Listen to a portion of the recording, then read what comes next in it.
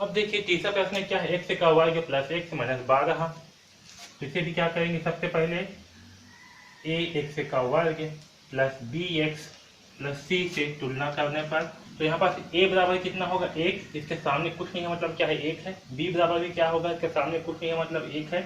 c बराबर क्या होगा -12। ओके, तो ac का मान कितना आएगा, ac का मान आएगा 1 इंटू -12 यानी कि -12। ओके, कितना आएगा -12 आएगा। ओके, अब देखिए इस 12 को हमें ऐसे तोड़ना है कि आपस में गुणा करने पर क्या प्राप्त हो, हमें 12 प्राप्त हो, और जोड़ने या घटाने पर हमें b प्राप्त हो, यानी कि b क्या है 1 हो, तो हमें जो है 1 प्राप्त हो। तो हम 12 को कैसे तोड़ेंगे, तो 12 को तोड़ेंगे 12 और 1 में। किसमें, 12 और 1 में, क्योंकि 12 का गुणा अगर 1 से करेंगे। ओके, तो देखिए हमें 12 को क्या करना है, ऐसे तोड़ना है कि आपस में गुणा करने पर हमें 12 प्राप्त हो, और जोड़ने और घटाने पर हमें 1 प्राप्त हो, यानी कि b प्राप्त हो। ओके, तो चलिए देखिए हम क्या करेंगे, 12 का जो है लघुत्तम निकाल लेंगे, अभाज्य गुणनखंड निकालेंगे। ओके, 12 का हम क्या करेंगे, अभाज्य गुणनखंड निकालेंगे। तो देखिए 2 छक्का 12, 2 तिया 6, 3 एकम 3। ओके, हमें क्या प्राप्त हुआ, 2 इंटू 2 इंटू 3। अब देखिए हम क्या करते हैं, यहाँ पर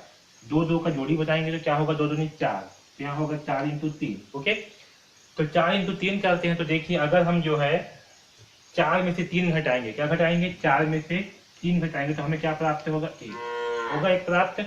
और दोनों का गुणा करने पर क्या प्राप्त होगा, हमें 12 प्राप्त होगा। यानी कि हम ये जो b है इसके स्थान पे क्या लिखेंगे, इस 1 के स्थान पर, इसके स्थान पे जो है हम 4 माइनस 3 लिखेंगे। आया समझ में।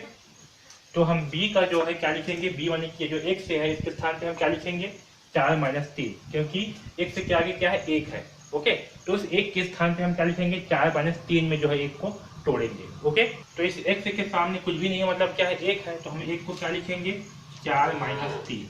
ओके, इसे हम 4 माइनस 3 में तोड़ेंगे, तो यहाँ होगा x माइनस 12। ओके, अब इस कोष्टक को जो है ओपन कर लेते हैं, तो यहाँ आएगा x का वर्ग प्लस 4 इंटू एक्स से क्या होगा 4x, माइनस 3 इंटू एक्स से क्या होगा 3x, और यहाँ होगा -12। ओके, अब देखिए यहाँ पास ये जो दो संख्याएं हैं, ये 2 है, इनमें क्या करेंगे, उभयनिष्ठ निकालेंगे।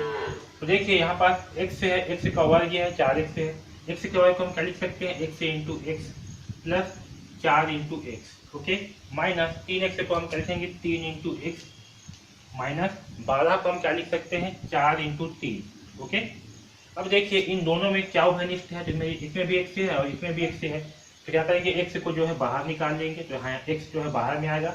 जब x जो है बाहर में आएगा तो यहाँ क्या बचेगा, अंदर में आपका x बचेगा, यहाँ प्लस और यहाँ बचेगा 4। ओके, वैसे ही यहाँ से अगर हम 3 को बाहर निकालेंगे यहाँ से, तो हमें क्या प्राप्त होगा, आपका साथ में क्या है, माइनस। देखिए माइनस भी इसके सामने में है, यहाँ भी माइनस सामने में है, तो माइनस को भी हम क्या कर रहे हैं, उभयनिष्ठ निकाल ले रहे हैं। ओके, तो हमें यहाँ पर क्या प्राप्त होगा, x प्राप्त होगा, यहाँ से माइनस जो है बाहर आ गया, इसलिए क्या होगा, यहाँ पर धन प्राप्त होगा, और यहाँ पास होगा 4। ओके, अब जो है यहाँ पर जो कोष्टक में लिखा है इसे एक बार लिखेंगे, और जो कोष्टक के बाहर है उसे एक साथ लिखेंगे, तो यहाँ प्राप्त होगा x से प्लस 4 और x से माइनस 3। ओके, ये जो है हमारा क्या है, गुणनखंडन है। ओके, ये हमारा आंसर।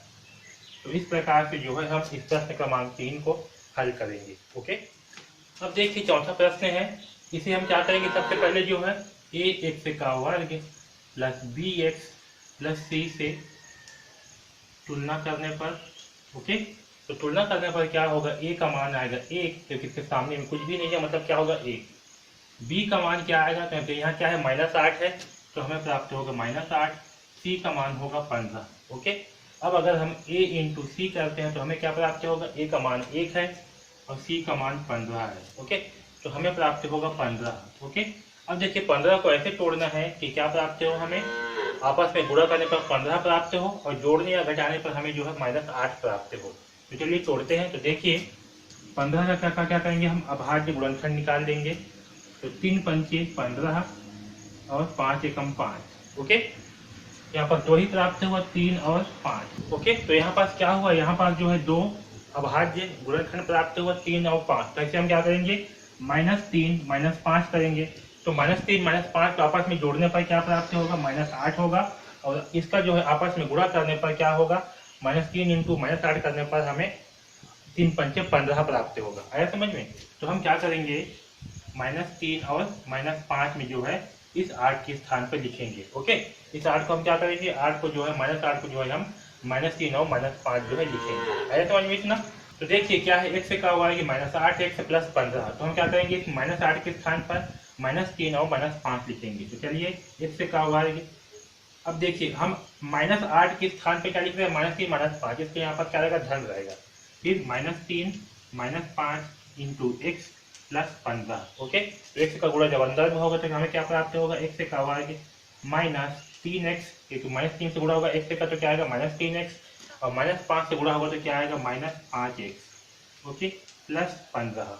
ठीक है, अब इन दोनों में क्या करेंगे, हम उभयनिष्ठ जो है देखेंगे और उसे बाहर निकालेंगे। तो देखिए इन दोनों में उभयनिष्ठ क्या है, तो यहाँ होगा x into x -3 into x. Okay, यहाँ है -5 इंटू एक्स होगा, प्लस यह देखिए 15 को हम क्या लिख सकते हैं, 15 को हम 3 इंटू 5 लिख सकते हैं। आया समझ में? तो यहाँ देखिए इन दोनों में क्या उभयनिष्ठ है, इन दोनों में क्या है, इसमें भी x है और इसमें भी x है।